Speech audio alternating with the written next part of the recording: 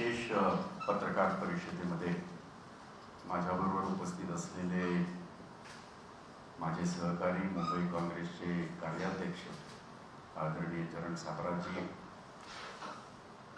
Communist पक्षाचे ज्येष्ठ नेते, कामगार चळवळीतला एक बुलंद आवाज माझे सहकारी आदरणीय प्रकाश रेड्डीजी,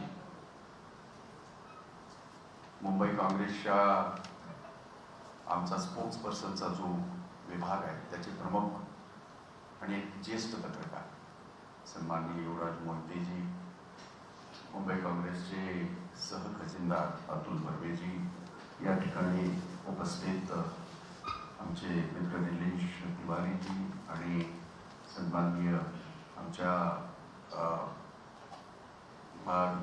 एक आमचा अनऑर्गनाइज सेक्टर जो आहे ते पाहतात त्यांचे गोरख कांगणेजी, इतर सर्व माझे सहकारी आणि आपण सगळ्या मित्रांनो, साधारण पार्श्वभूमी ही युवराज मोहिते यांनी आपल्याला दिलेली आहे, परंतु त्याच्यावरच थोडंसं मी इलॉबरेट करेन, थोडंसं त्याच्यात विस्तृत सांगेन की 2 ऑक्टोबर गांधी जयंतीच्या दिवशी आपण सगळे साक्षीदार आहात आणि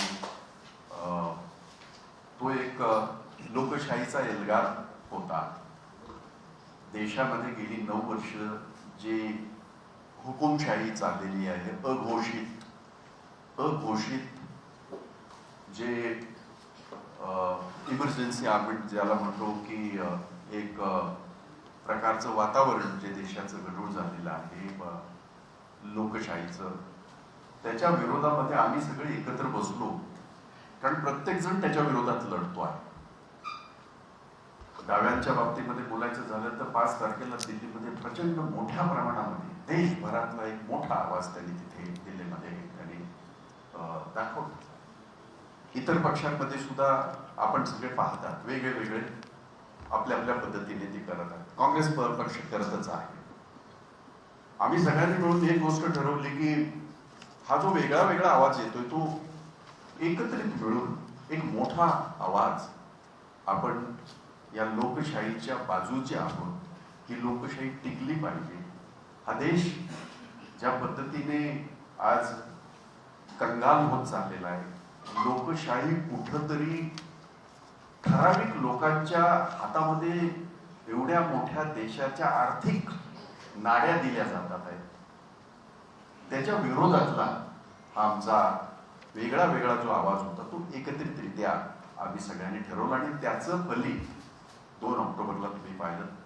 ऑगस्ट क्रांती मैदानामधून ज्या क्रांती मैदानाला इतिहास आहे, अंग्रेजो चले जाओ हा जो नारा दिला होता, त्याच मैदानातून भाजप चले जाओ असा नारा आम्ही सगळ्या पक्षांनी दिला आणि 9 किलोमीटर चालत, तुम्ही सगळ्यांनी तुमच्यापैकी अनेक असे सहकारी ते आमच्याबरोबर होते, 9 किलोमीटर चालत आम्ही गांधी पुतळ्याजवळ त्याचं समाप्ती केली.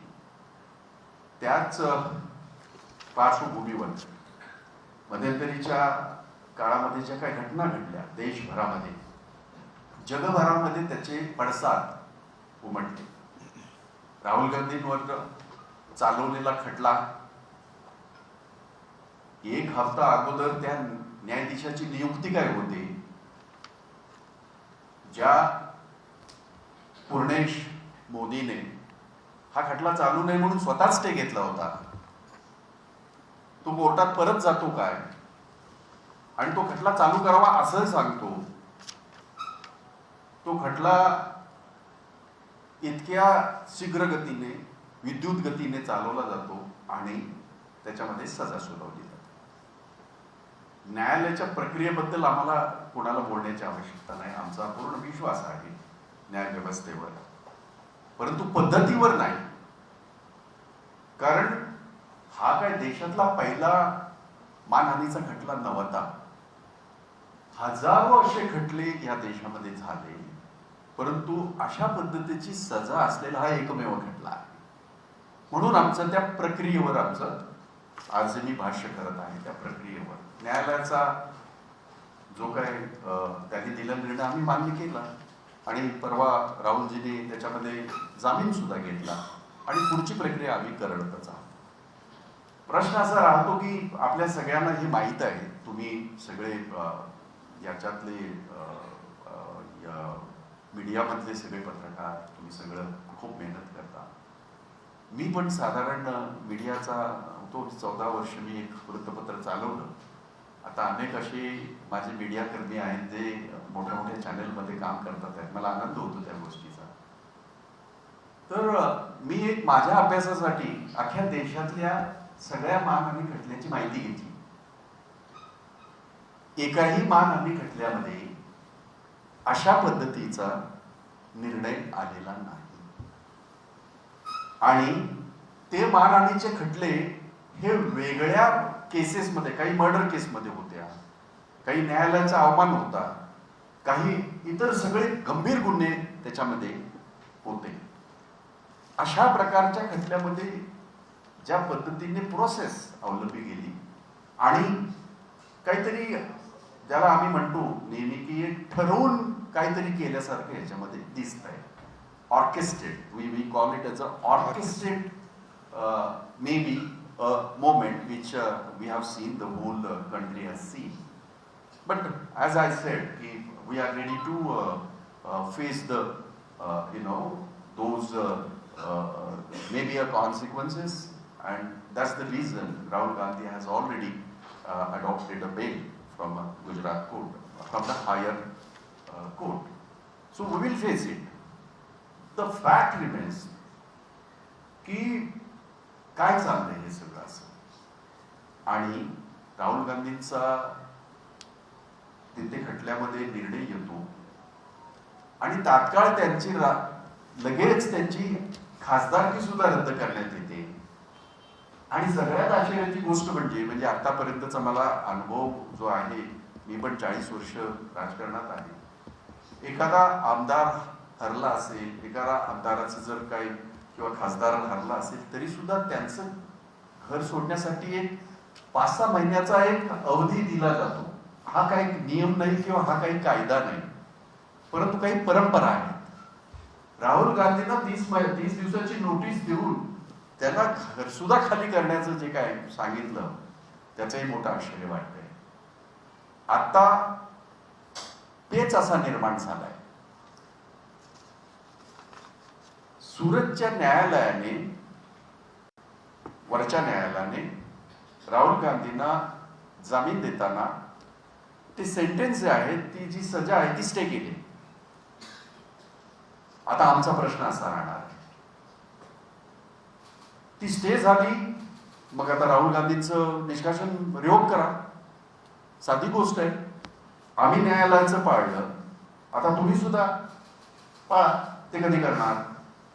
नरेंद्र मोदी सरकार, भाजप सरकार कधी करणार? हा आमचा प्रश्न राहणार आहे आणि तो आम्ही आपल्या माध्यमातून आम्ही त्यांना विचारू इच्छितो.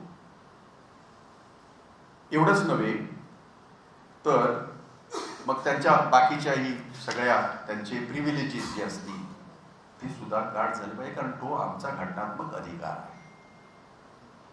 या सगळ्या विषयांची ह्या मधल्या काळामध्ये घडलेल्या घडामोडी, त्याच्यानंतर देशभरातली आंदोलनं, मग दिल्लीतली डाव्यांची आंदोलनं असू द्यात किंवा इतर सगळ्या पक्षांची आंदोलनं असू द्यात, आम्ही सगळ्यांनी परत एकदा आता निश्चय केलेला आहे की महाविकास आघाडी आणखीन इतर सगळे पक्ष, जवळजवळ 12-13 पक्ष त्या दिवशी सगळे आपण एकत्र होतो. अगदीच म्हणायचं झालं तर काँग्रेस, राष्ट्रवादी काँग्रेस, शिवसेना, जनता दल, कम्युनिस्ट, मार्क्सवादी, CPM, CPI, शेका पक्ष, CPI ML, आणखीन समाजवादी, Republican Party of India RPI, Republican party, Shetkari Kamgar पक्ष, ह्या सगळ्या पक्षाचे प्रतिनिधी त्या दिवशी बैठकीला होते. आणि त्याच्यामध्ये आम्ही एक निग्रह केला, एक निर्णय घेतला, एक मशाल मोर्चा हा 11 तारखेला ज्या शाहू फुले आंबेडकरांचा महाराष्ट्र आहे, ज्यांनी या महाराष्ट्राला एक विचार दिला, या महाराष्ट्राच्या भूमीमधला, त्यांची 11 तारखेला महात्मा फुलेंची जयंती आहे. त्या दिवशी मच्छीमार कॉलनी, माहीम कॉजवे, तिथलं जे ग्राउंड आहे, तिथलं जे मला वाटतं ते उद्यान आहे, त्या उद्यानामधून आम्ही निघणार आणि आम्ही पोलिसांना कळवलंय की आम्ही कॅडल रोडने मार्च करत आम्ही चैत्यभूमीला आम्ही या आमच्या आंदोलनाची समाप्ती करणार. हा पूर्णतः मशाल मोर्चा असेल. त्याची भूमिकाही अशी आहे,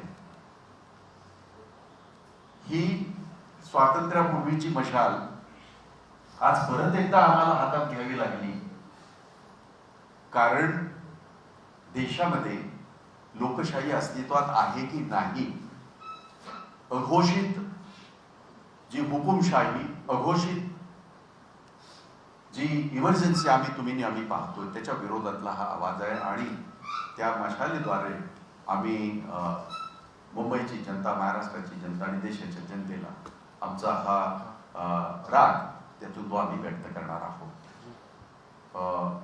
आम्ही जेव्हा जमलो त्यावेळेला आम्ही सगळ्यांनी एक गोष्ट ठरवली, आणि तुम्हीही पाहिलं, गेली 2-2.5 वर्ष मी अध्यक्ष होऊन, चरण सापरा कार्याध्यक्ष होऊन 2-2.5 वर्ष झाली. सगळी आमची आंदोलनं जी आहेत ती अहिंसावादी सगळी आंदोलन आहेत. रस्त्यावर गेली आम्ही कसल्याही प्रकारचा, कुठल्याही सरकारी जागेचा किंवा सरकारी वाहनांचा किंवा सरकारी मालमत्तेचा कधीही आम्ही तोडफोड केलेली नाही, आणि आमचं ते ब्रीत नाही, आणि आमची ती भूमिका अजिबात नाही. अहिंसेच्या मार्गाने गांधीजींनी जो आम्हाला या देशाला ठरवून दिलेला मार्ग आहे, त्या मार्गाने आम्ही आमची ही मशाल यात्रा आम्ही काढणार आहोत. साधारण मी कार्यकर्त्यांना आमच्या 7 वाजताचा वेळ दिलाय. 7:30 पर्यंत आम्ही तिथून 7:30 पावणे 8ला आम्ही तिथून निघणार, आणि कॅटल रोडवरनं चालत आम्ही ते 3-3.5 किलोमीटरचं अंतर आहे टोटल, आणि ते चालत आम्ही याच्यावर चैत्यभूमीला डॉक्टर बाबासाहेब आंबेडकरांना त्या ठिकाणी नमस्कार करून, त्यांना वंदन करून आम्ही याची समाप्ती करणार आहोत. तर आजचा विषय हा एवढाच मर्यादित आहे, पण त्याबरोबर मला एक गोष्ट आणखीन सांगायची आहे आपल्या सगळ्यांना, जे महाराष्ट्रामध्ये कधी घडलं नव्हतं. म्हणजे पूर्वी 5 वर्ष सुद्धा भाजपचं सरकार होतं, इतक्या घटना महाराष्ट्रामध्ये घडल्या नव्हत्या. दुर्दैवाने अलीकडे ह्या वर्षभरामध्ये ज्या घटना घडतात आहेत, ज्या पद्धतीने पोलीस, मुंबईचं पोलीस, स्कॉटलँड यार्डनंतर मुंबई पोलिसाचं नाव घेतलं जातं असं म्हटलं नाही. मी पोलिसाचा मुलगा आहे, मला त्याचा फार सार्थ अभिमान आहे. माझ्या वडिलांना एक राष्ट्रपती पदक आहे, मी त्यांचा पोरगा आहे. परंतु मला दुर्दैवाने सांगावंसं वाटतं, एक आमदाराच्या रिव्हॉल्वरमधून गोळी झाडली जाते, आणि माझ्या मुंबईचे पोलीस असं म्हणतात की रिव्हॉल्वर उसकी है पर गोली उसने नहीं दागी. That itself is a offence. हा गुन्हा आहे, कारण तुम्हाला रिव्हॉल्वर त्यासाठी दिलं जातं. असं जर कोणी गोळ्या झाडायला लागलं तर मग सगळं अराजकताच माजेल. त्यामुळे तो कायदा आणि सुव्यवस्थेचं जे मी म्हणतोय की अशा पद्धतीने तुमचा प्रश्न येईल, त्याच्यात अगोदरच उत्तर देऊन टाकतो. तो काल आलेला होता म्हणून ही संधी घेतोय. या राज्यामध्ये जे ठाण्यामध्ये घडतंय, जे मुंबईमध्ये घडतंय, मुंबईच्या अनेक भागामध्ये घडतंय, दंगली घडवून आणल्या जातात आहे. हे सगळं अराजकता माझ्या छत्रपतींच्या महाराष्ट्रामध्ये नव्हती. दंगली झाल्या नाहीत असं मी अजिबात म्हणणार नाही, परंतु त्यांचे वेगळे संदर्भ होते. हे संदर्भ अजिबात नव्हते. ज्या पद्धतीने मिरवणुका आणि त्याचं पर्यावसन काही वादामध्ये आणि काही दंगलीमध्ये घडतंय, हे कधी महाराष्ट्रामध्ये झालं नव्हतं. आणि म्हणून काल मला एक प्रश्न विचारला आपल्यापैकी लोकांनी की अयोध्येला मुख्यमंत्री चाललेले आहेत. अयोध्येला जायला कुणाचीच काही हे नाही, कारण राम हा प्रत्येकाच्या आस्थेचा, आणि प्रत्येकाच्या श्रद्धेचा भाग आहे, त्याच्यासाठी काही करण्याचं बोलण्याची काही आवश्यकता नाही.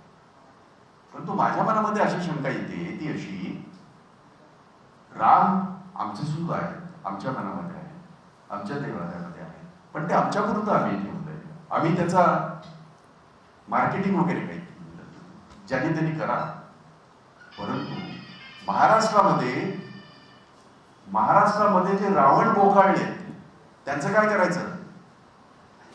ज्या पद्धतीने महाराष्ट्रामध्ये आज घटना घडतात आहेत त्या इतक्या दुर्दैवी आहेत की त्या बाबतीमध्ये सरकार म्हणून तुम्ही तिकडे अयोध्येला जाऊन या, काही हरकत नाही, तुम्हाला कोण अडवू शकत नाही. परंतु महाराष्ट्राची आजची जी परिस्थिती आहे त्याच्या बाबतीमध्ये तुम्ही जबाबदार आहात. आपण मुख्यमंत्री आहात, या राज्याचे प्रमुख आहात. त्यामुळे या कधी नव्हे ते महाराष्ट्रभर जो काही धुमाकूळ चाललेला आहे इथल्या रावणांचा त्यांचाही बंदोबस्त करा, अशी माझी त्यांना नम्रतेची विनंती सुद्धा राहील. हिंदी में थोड़ा सा कर देता हूँ क्योंकि हिंदी भाषी है. हिंदी सारे असं काहीतरी आहे, तुम्हीच दाखवलं नहीं, हे मी वाचतो, हिंदी में पहले बात करूं.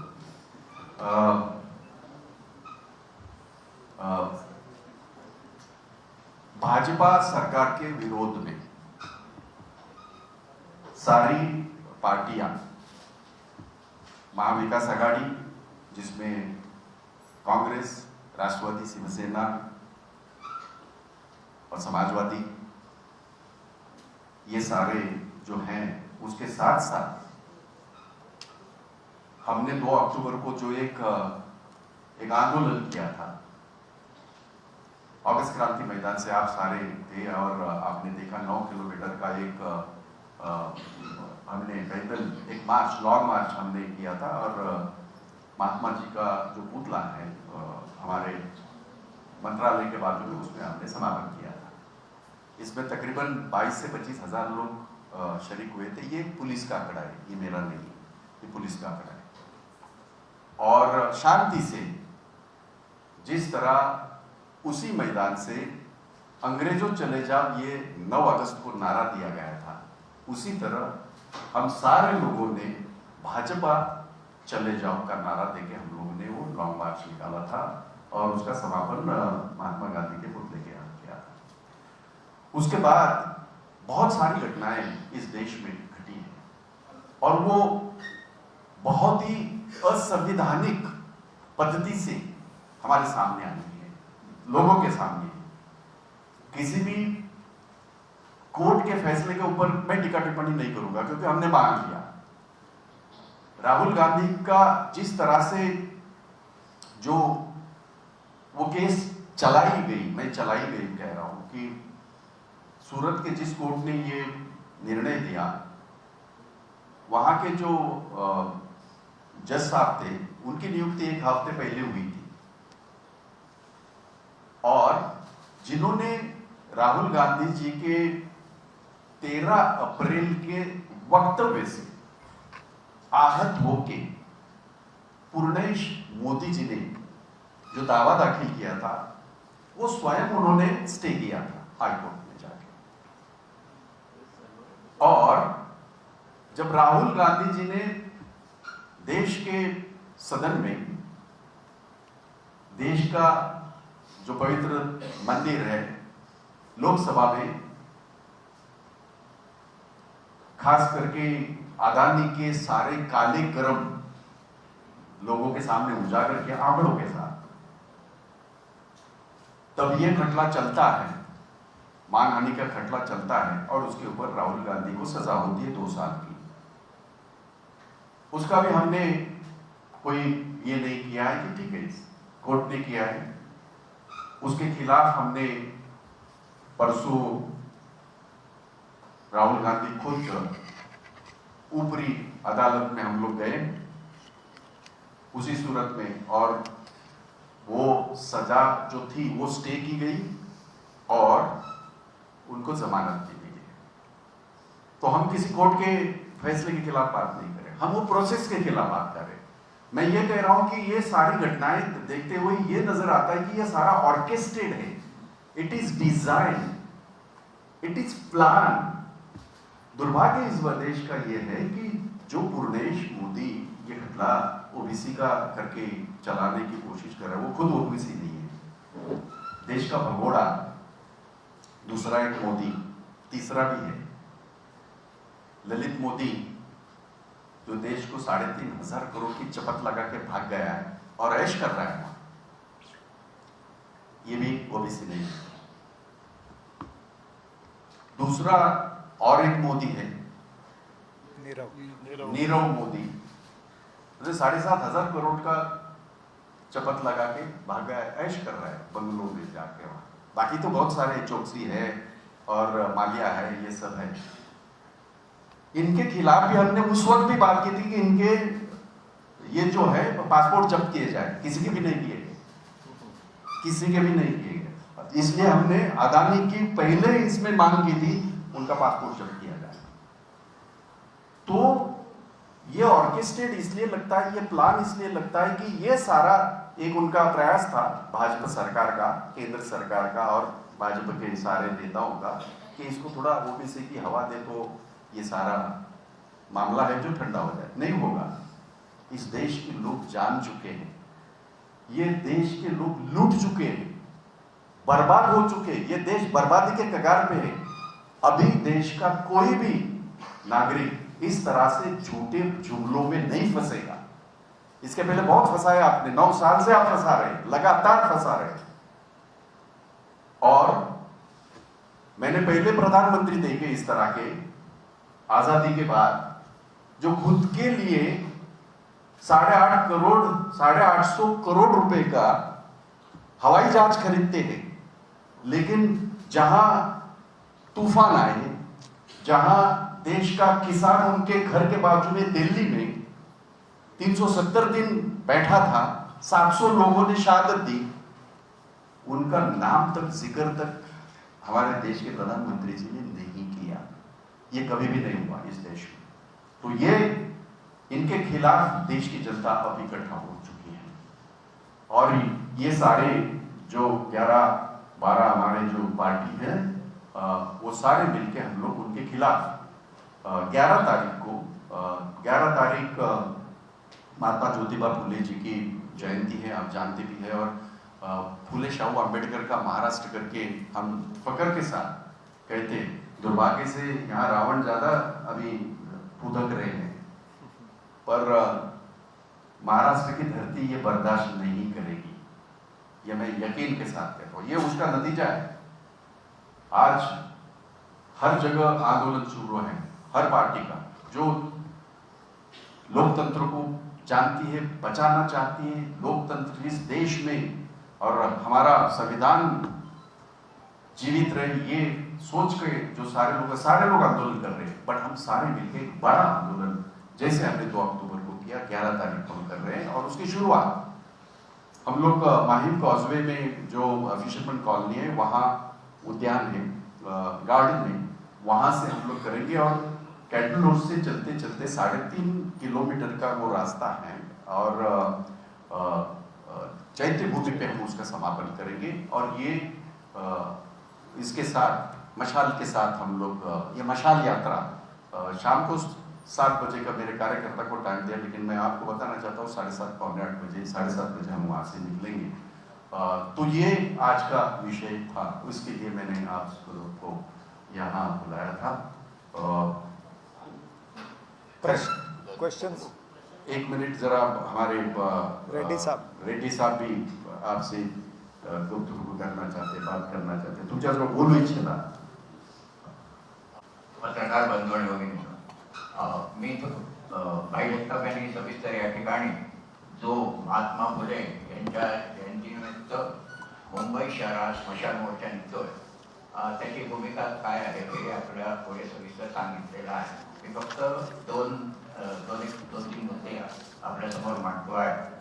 हा जो मोर्चा आहे, आपल्याला माहिती आहे की 2 ऑक्टोबरला भाजप MIM वगैरे सोडून मोठ्या प्रमाणात एक प्रचंड मोर्चा ऑगस्ट क्रांती मैदानावर निघाला आणि मंत्रालयाच्या इथे गांधी पुतळ्यासमोर आला, तर त्याला अभूतपूर्व प्रतिसाद मिळाला. लोकांच्या मनात जो राग होता तो राग लोकांनी रस्त्यावर येऊन प्रगट केला. परंतु ही प्रक्रिया चालू आहे आणि म्हणून 11 तारखेला महात्मा फुले जयंती निमित्ताने हा मोर्चा ठरलेला आहे. त्याच्यामध्ये मूलभूत जी भूमिका आहे ती लोकशाही, धर्मनिरपेक्षता आणि संविधानाच्या रक्षणाखाली हा मोर्चा निघेल. पण देशामध्ये जे काही वातावरण आहे त्याच्या विरोधात जे दडपशाहीचं, हुकुमशाहीचं, मनुवादी संस्कृती ज्याप्रमाणे दाबली जाते या ठिकाणी, हे जे स्वातंत्र्यानंतर कधीही आलं नव्हतं, अशा प्रकारची ही जी सत्ता चाललेली आहे त्यांनी सगळ्या क्षेत्रांमध्ये असंतोष निर्माण झालेला आहे आणि त्याचा प्रतिकार लोक करू इच्छितात. म्हणून सगळेच पक्ष यांनी उल्लेख केला की 5 तारखेला दिल्लीमध्ये शेतकरी आणि कामगारांचा प्रचंड मोर्चा त्या ठिकाणी निघाला. रामलीला मैदान हे भरून गेलं होतं. भारतीय कम्युनिस्ट पक्षातर्फे 14 डॉक्टर बाबासाहेब आंबेडकर यांच्या जयंती 14 एप्रिल पासून 14 मे 1 महिना सबंध देशभर भाजप हटाव देश बचाव या मुद्द्यावर त्या ठिकाणी आंदोलन होणार आहे. सबंध भारतभर गावागावामध्ये, शहराशहरामध्ये आंदोलन होणार आहे. पण प्रश्न असा आहे की एकट्याने आंदोलन करून हा प्रश्न सुटणार नाही. काँग्रेसने सुद्धा राहुल गांधीच्या अटकेच्या आधी आणि नंतर सुद्धा तीव्र आंदोलन चालू केलेलं आहे. बाकीचे जे पक्ष याच्यामध्ये समाविष्ट आहेत त्यांनी आंदोलन सुरू केलेलं आहे. म्हणून भारतीय कम्युनिस्ट पक्ष आणि डाव्या पक्षांची भूमिका राहिलेली आहे की त्याच्यामध्ये एक सगळ्यांनी एकत्र येऊन समान किमान कार्यक्रमावर एक प्रचंड शक्ती निर्माण करून या बीजेपी आणि मोदी सरकारचा पराभव केला पाहिजे. ही मूलभूत भूमिका एकत्रित जी आहे त्याच्यामधले मुद्दे आहेत. त्या मुद्द्यामध्ये तुम्हाला माहिती आहे की शेतकऱ्यांच्या बद्दल हाही मुद्दा समाविष्ट त्याच्यामध्ये आहे. स्वामीनाथन आयोगाप्रमाणे शेतकऱ्यांना काय न्याय दिला गेलेला नाही. कामगारांचे जे प्रश्न आहेत ते 48 कामगार कायद्याचे 4 कायदे केले गेलेले आहेत. कोड केलाय, कामगार नेते आहेत त्यांनी बरोबर शब्द वापरला आणि लवाद नेमतात. कोर्ट कचेऱ्या सगळ्या नष्ट करून टाकतात. ते भयानक अवस्था आहे त्या ठिकाणी. बेकारांची फौज निर्माण होते आणि त्यांना धर्मांध बनवून एकमेकांच्या डोकी फोडण्यासाठी प्रवृत्त केलं जाते. नोकऱ्या काही मिळाल्या नाही. हे सगळे प्रश्न आहे. महागाईचा आग त्या ठिकाणी झालेला आहे. प्रत्येक दिवशी भाव वाढत आहे. त्यामुळे एकत्र येऊन या सरकारचा पराभव करणं ही काळाची गरज आहे. देश वाचवण्यासाठी भारतीय कम्युनिस्ट पक्ष आणि बाकी सगळे पक्ष एकत्रित झालेले आहेत आणि या मोर्चामध्ये त्याच्यामध्ये त्याला एक चांगला प्रतिसाद मिळेल. पण तो एक म्हणजे शेवटचा किंवा पहिली लढाई नाही आहे. ही प्रक्रिया चालू राहील आणि 2024 पर्यंत या प्रक्रियेमध्ये भर पडून या सरकारचा दहशतवादाचा, धर्मांधतेचा जे सरकार संविधान पायदळी तुडवत आहे त्याचा पराभव केल्याशिवाय आम्ही राहणार नाही. इतकाच विश्वास मी बाळगून माझे 2 शब्द संपवतो. एक आणखीन एक घटना जी नजरेस आणून द्यायची आहे. राज मुंगसे आणि उमेश खाडे या 2 मुलांनी एक रॅप बनवलं. रॅपर आहेत ते. आणि त्यांनी चोर आले 50 खोकी घेऊन असं एक रॅप गाणं त्यांनी तयार केलं. त्यांची अटक झाली. त्यांना अटक करण्यात आली. मी ह्या शक्तींचा तीव्र शब्दामध्ये निषेध करतो. सांस्कृतिक वसा, सांस्कृतिक पूर्णता पार्श्वभूमी असलेला हा महाराष्ट्र, या महाराष्ट्रामध्ये असं नव्हतं घडलं कधी. आणि म्हणूनच मी मगाशी म्हणालो, रामाचं दर्शन घेत असताना हे जे रावण भोकाळले महाराष्ट्रामध्ये त्यांचा पहिला बंदोबस्त करा. मी या तीव्र शब्दामध्ये आम्ही या गोष्टीचा निषेध करतोय. ते काय कुठल्या पक्षाचे नाहीत ना, सर्वसामान्याचं रॅप अलीकडे कॉमन झालंय. बसल्या बसल्या कोण काही ना काहीतरी बोलतं. त्यामुळे त्याचं या लोकांना जे काय टोचतंय, बोचतंय सत्य बोलल्यावर, आणि सत्य हे असं अणकुचीदारच असतं. ते खोटं बोलणाऱ्यांना बोचतच, पाप करणाऱ्यांना ते बोचतच. आणि म्हणून याही गोष्टीचा मी या ठिकाणी निषेध करतो. Now the ball is in your court. एक पहले आप बोल लीजिए.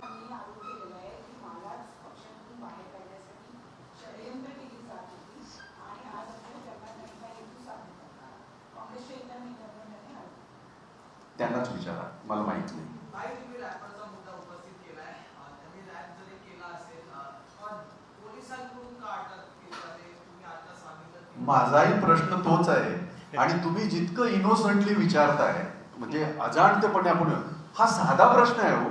माझ्याही मनामध्ये प्रश्न आला की त्याने एखादी कविता केली, काल महानोर यांचा जीवन गौरव पुरस्कार झाला, त्यांनी काय त्या कविता त्यांच्या त्या, आणि आम्ही सगळेच होतो तिथे, सगळ्या पक्षाचे होते, पवार साहेब होते, अशोकराव चव्हाण होते, मी होतो, आदित्य ठाकरे होते, नागवेकर होते, सभापती होते, सगळ्या पक्षाचे लोक होते.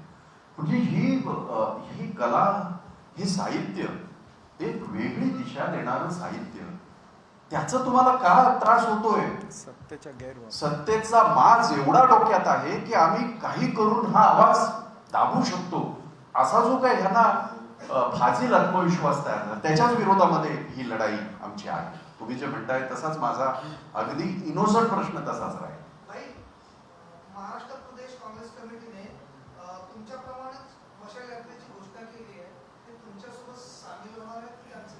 ते अगदी एक गोष्ट सांगतो मी तुम्हाला, ही मशाल यात्रा मुंबई प्रदेश काँग्रेस आणि इतर सगळे पक्ष 11 आम्ही मुंबईमध्ये करणार आहोत.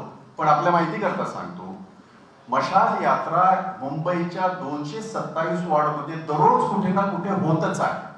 तशा त्या महाराष्ट्रात सुद्धा होत आहे. ते कुठं करतात आहेत, करतील, नागपूरला करतात आहेत, नाशिकला करतात आहेत, कुठे, आणि कुठे जरी नसलं तरी ते आम्हाला जॉईन होतील. कारण हा मशाल, ही जी भूमिका आहे किंवा हा जो विषय आहे, हा या हुकुमशाही आणि अत्याचारी सरकारच्या विरोधातला आहे. ते मुंबईमध्ये जर आम्हाला जॉईन होत असतील तरी आम्ही त्याचं स्वागत करू.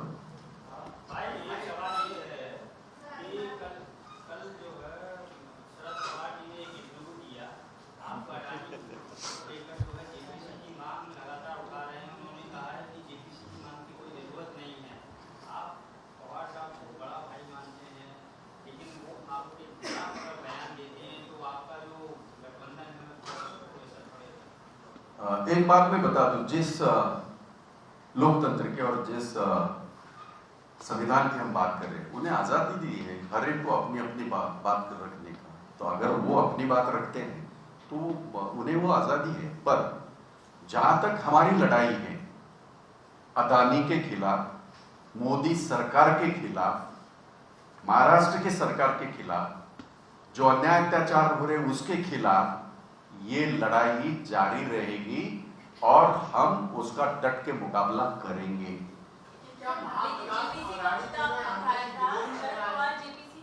उद्धव ठाकरे इससे पहले जो है सावरकर जी को, चिलेकर जी को हमारे भगवान और जो है राहुल गांधी जी को इस पे सोचना चाहिए, और इसके बाद शरद पवार जी ने अडानी के मुद्दे पर ऐसा बयान दे दिया.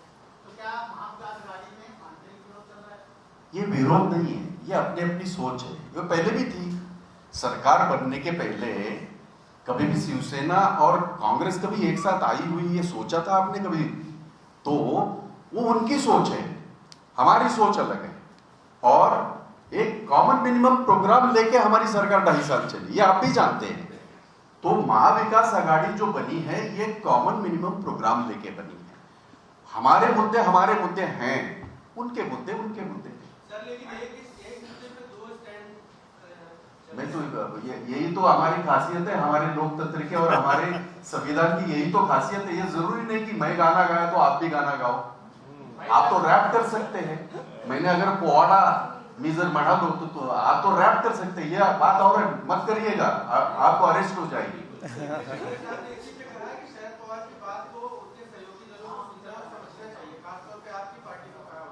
नहीं, मुझे वो पता नहीं है. देखिए, पवार साहब बहुत बड़े नेता हैं, वो अपनी अपनी बात रखे. मैं कांग्रेस हूँ, मुंबई का अध्यक्ष हूँ, मैं तिरंगे का, राहुल गांधी जी के तिरंगे का सिपाही. हमारा मुद्दा स्पष्ट है. मोदानी क्या है, ये सवाल उठते जाएगा ये सवाल तब तक उठेगा जब तक जेपीसी की निर्मिति नहीं होती। ये सवाल तब तक उठेगा जैसे मैंने अभी 850 करोड़ का उड़न खटोला जो देश के प्रधानमंत्री जी ने, और वो तो हमेशा कहते हैं मैं तो फकीर हूँ, झोला उठा के चला जाऊंगा। अब ये फकीर जी को 850 करोड़ का बात कुछ हजम नहीं होती, पर खैर ये उनका प्रॉब्लम है। एक मिनट आपस में तय करो, आपस में तय करो। लेट मी कंप्लीट दिस। इसी से जुड़ा हुआ है, अभी पवार साहब का एक बयान आया है, उन्होंने कहा है कि जेपीसी की जगह अगर सुप्रीम कोर्ट की कमेटी कोई बनाई जाती है जिसमें पार्टी के लोग भी रहे, वो ज्यादा बेहतर रहेगा जेपीसी से। लोकतंत्र में एक सिस्टम है, जहां तक मैं जानता हूं, मैं उनके पवार साहब जैसा बड़ा ज्ञानी नहीं हूं, उनकी जरा भी उनकी सोच हो सकती है, पर इन अ प्रोसेस वो ये कबूल कर रहे हैं कि इसकी तहकीकात होनी चाहिए। ये पत्रकार तो देखिए, मैं दूसरे मुद्दे पे हूं, जरा मुझे बोलने का मौका दोगे तो। सवाल ये है कि ये मुद्दा है या नहीं है इसलिए उसकी तहकीकात होनी चाहिए, ये उनका कहना है। हमारा ये कहना है, हमारे लोकतंत्र में हमारे आज जो संसद है ये सर्वोच्च है, और उस संसद में इसके पहले बहुत सारे जेपीसी का निर्माण हुआ और दूध का दूध पानी का पानी हुआ। हम अदानी को लुटेरा कह रहे हैं, हम उनको मदद करने वालों को चोर कह रहे हैं। तो अगर वो सोचते हैं कि ये नहीं है तो जेपीसी का निर्माण करें और दूध का दूध पानी का पानी हो जाए, बिल्कुल। और इसके पहले हुआ है बहुत सारे मुद्दों में, अगर आप सारे सीनियर पत्रकार हैं, आपने देखा होगा, तो जेपीसी ये हमारा लोकतांत्रिक और जो हमारी जो ये है डेमोक्रेसी, उसके तहत एक प्रोसेस का एक हिस्सा है, वो होना चाहिए। वेट नटिम, इनको बोलने दो एक मिनट।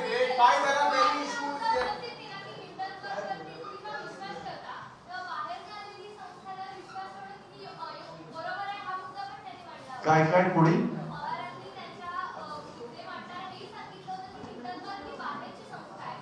मला खालच्या एक त्याच्यावर दे. अदानी लुटेरा आहे। अदानीने तुमच्या माझ्या LIC चे 44,000 कोटी लुटले। अदानीने SBI चे पैसे वापरलेत। हा अधिकार अदानीला कोणी दिला? आणि अदानी बद्दल पोळका असणाऱ्यांना माझा प्रश्न आहे, जेपीसी होऊन जाऊ द्या, त्याच्यात सगळं क्लिअर होईल। आम्ही जर चुकीचं बोलत असू, आम्ही माफी मागू। जेपीसी पासून पळता का? काय गरज आहे?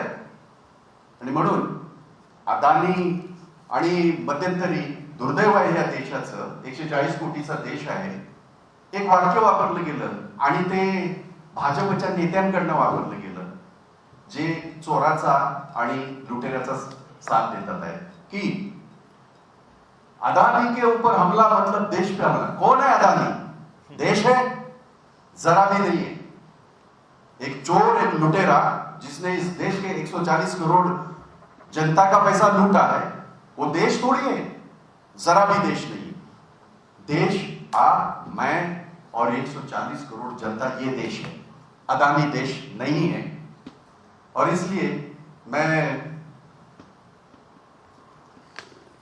वो शुरुआत में कहा कि उन्होंने तहकीकात होनी चाहिए, ये तो मान गए, तो कुछ तो काला है।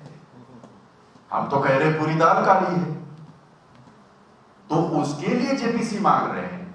अगर दाल में कुछ काला है वो भी नजर आएगा, पूरी दाल काली है वो भी नजर आएगी। 20,000 करोड़ आए कहां से? अदानी जी के खोका कंपनी में जो 20,000 करोड़ रुपया गया, वो किसका है? हिम्मत दिखाए कोई। भाई शरद पवार जी का जो तर्क है अंकड़ी का और मोहम्मद का, उसकी हम बात करें, चिट नहीं दी है। बन भी जाती है तो बहुमत बीजेपी का होगा और ऐसे में तो निष्पक्ष निकालेंगे, निष्पक्ष होगा। नहीं, ऐसा नहीं होता।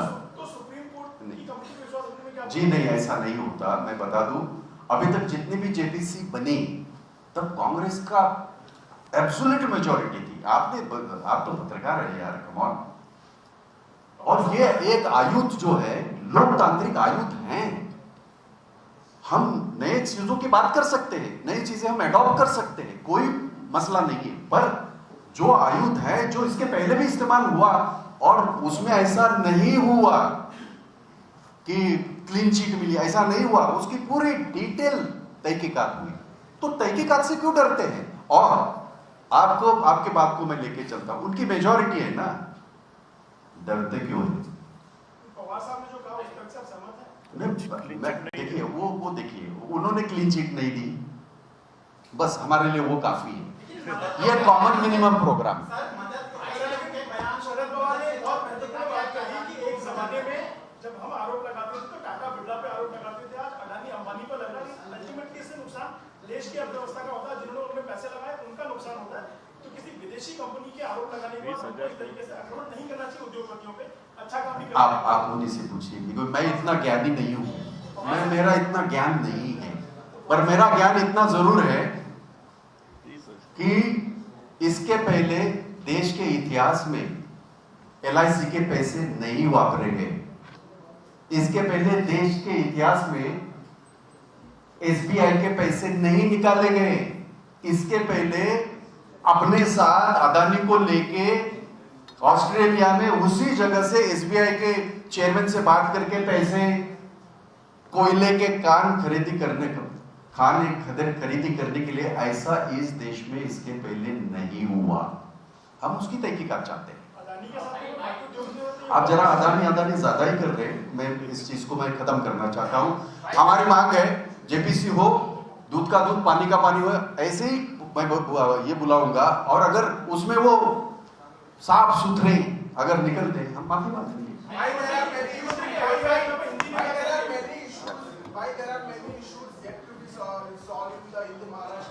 But yesterday, more than 10,000 Shiv Sena workers went to the Ayodhya as well, and CM is also going. So, what is your stand on where this money is coming? Where is my stand? My question is like you only. This government, if you remember, was formulated when they went for the picnic in Guwahati. You guys have shown, everybody has shown, the whole world has seen. And now, again they are going to Ayodhya. I have no objection if they are going to Ayodhya to have a darshan, Ram darshan and everything. Every citizen of this country has a right to go to Ayodhya and have a Ram darshan. But at the same time, I have two questions. Who is going to fund these 10,000 people? Whose money is this? That need to understand, that we wanted to know. Government doesn't mean a owner, a Maharaja, like हमारे देश के प्रधानमंत्री कर रहे हैं। तो I have a question, who is taking that hit, who is spending that money? That is one. Another, my simple request to CM of Maharashtra. It's good that you bow down to Rama and take his blessings. But there are so many Ravanas in this Maharashtra. They are freely moving. They are doing shit in this Maharashtra. The Maharashtra of Chhatrapati Shivaji Maharaj, the Maharashtra of Shahu Phule Ambedkar. Please do something for them. Which I said. So, what do you think? Who is the Ram and who is the Ravana of Maharashtra? Better you guys analyze. Ram is one and it is supreme. Everybody, the whole world has accepted. Ravana, you better know.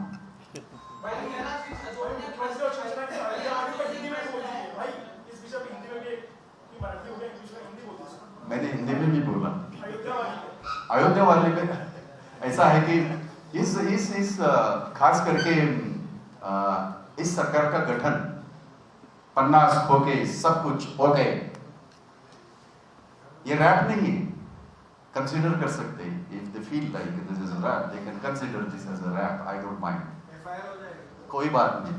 14 हो चुके, 15वां हो जाएगा. कोनो चिंता नहीं. देश की रक्षा के लिए, देश के ये जो हमारा जमहूरियत है, हमारा लोकतंत्र है, हमारे ये जो है संविधान, इसको बचाने के लिए बहुत सारे केसेस हो गए. कोई उसका कोई मुद्दा नहीं, मसला नहीं है. पर अयोध्या में राज्य के मुख्यमंत्री और 10,000 लोग जा रहे हैं. राम जी ये व्यक्तिगत श्रद्धा का विषय है और मेरे मन में भी राम जी हैं. हम भी ये करते हैं. रामनवमी में हमने भी सारे मुंबई में बहुत सारे प्रोग्राम किए. आपने नहीं दिखाए वो छोड़ दो, पर हमने किए. क्योंकि यह आज नहीं किए, ये सालों से करते आए हैं. तो हमारा ये कहना है कि राम जी ये किसी की प्राइवेट लिमिटेड प्रॉपर्टी नहीं, ये सबके आस्था का विषय है, श्रद्धा का विषय है. वो चाहे भले, बट ये 10,000 लोगों का खर्चा कौन को उठा रहा है? क्योंकि राज्य के मुखिया जा रहे हैं, उनके साथ इतने लोग जाए तो उसका खर्चा कौन उठा रहा है? ये मेरा सवाल है. नंबर 2, आप राम जी का दर्शन ले लीजिए, वहां आप बिल्कुल नतमस्तक हो जाइए. लेकिन महाराष्ट्र में जो रावण घूम रहे हैं, जो वाकया थाना में हुआ, जो वाकया मुंबई में हुए, जो इंसिडेंट्स यहाँ जालना में हुए, जो इंसिडेंट्स कोल्हापुर में हुए, ये सब रावण घूम रहे, उनका क्या करोगे? आप तो मुखिया हैं, आप तो राज्य के मुख्यमंत्री हैं, आप ही से सवाल पूछा जाएगा. ये मेरा उनसे पूछना है. I think I am clear. You should be clear. हो गया. रावण को छोड़ दो रावण को. रावण भोले शंकर का आश्रम प्राप्त था, उसकी आराधना करते थे लगातार. तो ये भोला शंकर कौन है? मेरा सवाल आपसे है. मैं पूछ रहा हूं, मैं मेरा ज्ञान इतना नहीं है, इसलिए आप ही बताइए ये भोला शंकर है कौन? जी जी जी जी जी. हाँ विचार. मोदींच्या ईडी सेटअप बिलवरनं अजित पवार यांनी त्यांची बाजू घेतली. त्यानंतर काल शरद पवार यांनी अदानीच्या बाजूने भूमिका घेतली आणि काल जो काही घटनाक्रम घडला, या सगळ्या प्रकरणामध्ये राष्ट्रवादीची भूमिका कुठेतरी संशयास्पद आहे असं वाटत नाही का? आणि त्याचा परिणाम महाविकास आघाडीवर होईल असं वाटत नाही? मी मुंबईच्या काँग्रेसचा अध्यक्ष आहे. परिणाम त्यांना विचारा ना, मला का विचारताय? का मला तुम्ही लोक छळताय? मला काही कळत नाही. दुसरी गोष्ट अशी पवार साहेबांचं हे वाक्य अति महत्वाचं आहे. ते म्हणाले की जेपीसी कशाला, ते जर एवढा सगळा चाललेला आहे, सुप्रीम कोर्टाच्या याच्यामध्ये होत आहे, म्हणजे त्याची चौकशी व्हायला पाहिजे या मताशी पवार साहेब सहमत आहे. That's it. That's all. Thank you so much. तुमच्या सगळ्यांचे आभार मनापासून. मिराज एसपी चे मिराज सिद्दीकी. मिराज हाजी क्या मिराज सिद्दीकी? सभी मैंने बहुत सारे पार्टियों के नाम गिनवाए. मिराज सिद्दीकी मिराज सिद्दीकी जी आए हैं, अबू आजमी के ये है मिराज सिद्दीकी. और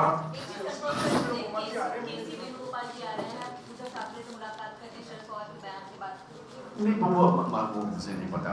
to be very honest, we haven't got any message. Let me be very frank. They are the supreme leadership. Let them see. Of course, if he is coming, they will inform Mumbai and Maharashtra. Of course, they will inform. But yet, till now, I haven't got any message.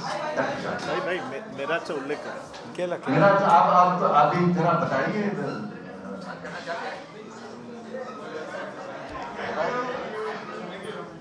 मेरा समाजवादी party इस कार्यक्रम में हर तरह से हम लोग सहयोग करेंगे, हर तरह से साथ करेंगे.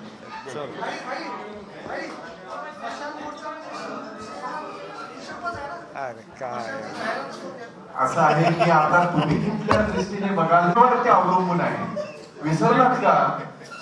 या महात्मा ज्योतिबा फुलेने शेतकऱ्यांसाठी, कष्टकऱ्यांसाठी, महिलांसाठी जे आसूड जे उगरले, आसूड जे ओढले, आणि या देशाच्या स्वातंत्र्यापूर्वी सुद्धा जी मशाल, स्वातंत्र्याची जी मशाल, क्या विद्यार्थी 47 दिवस पार्टीचे विद्यार्थी 47 दिवस आंदोलनाला बसले. ते मागासवर्गीय विद्यार्थी त्यांच्या शिष्यवृत्तीसाठी पार्टीचे विद्यार्थी 47 दिवस आंदोलनाला बसले. मुख्यमंत्र्यांना भेटण्याची मुख्यमंत्र्यांनी त्यांना भेट दिली नाही. मुख्यमंत्र्यांना मुद्दाच माहित नाही.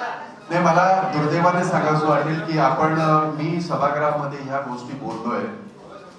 घोषणा करायच्या आणि काही द्यायचं नाही. पार्टीच्या बाबतीमध्ये बरंच काय बोललं गेलं याच्यामध्ये बजेटमध्ये, परंतु आज परिस्थिती अशी आहे, 5 वर्ष ज्या वेळेला देवेंद्र फडणवीस राज्याचे मुख्यमंत्री होते तेव्हाही आमच्या मागासवर्गीय विद्यार्थ्यांच्या शिष्यवृत्त्या नाही दिल्या गेल्या.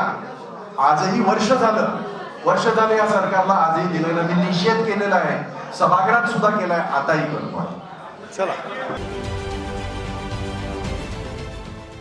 देश विदेशातील प्रत्येक घडामोडींचे लाईव्ह अपडेट मिळवण्यासाठी आता साम टीव्हीच्या सर्व सोशल मीडिया प्लॅटफॉर्मला लाईक, फॉलो आणि सबस्क्राईब करा. तसंच सर्व नोटिफिकेशनसाठी बेल आयकॉन प्रेस करायला विसरू नका.